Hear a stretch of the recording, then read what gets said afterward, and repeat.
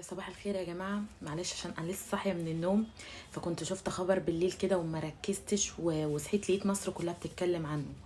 الأستاذة مرات حسن شاكوش امبارح في فرحها سجدت على الأرض عشان خاطر هي اتجوزت حسن شاكوش.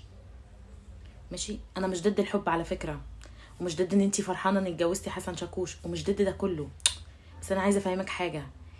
السيدة خديجة لما اتجوزت الرسول ما سجدتش، والله العظيم. تخيلي بقى، يعني ايه اللي انت بتعمليه ده السجدة لغير الله مذلة. هو في ايه يا حبيبتي؟ هو احنا عشان نعمل ترند ولا احنا نعمل اي لقطة او اي فيلم؟ يعني انا مش عارفة. انا والله العظيم انا كل يوم يعني كل يوم بشوف حال الستات بزعل. هو ايه اللي انت بتعملي؟ بتسجدي ليه يا حبيبتي؟ واخدتي المشير، اخدتي المشاري، بتسجدي على ايه؟ هو في ايه عشان تسجدي؟ ما هو زيه زي اي حد راجل في الاول وفي الاخر، وبعد 6 شهور هناخد الترند حسن شاكوش يطلق مراته. احنا بقينا حافظين النظام.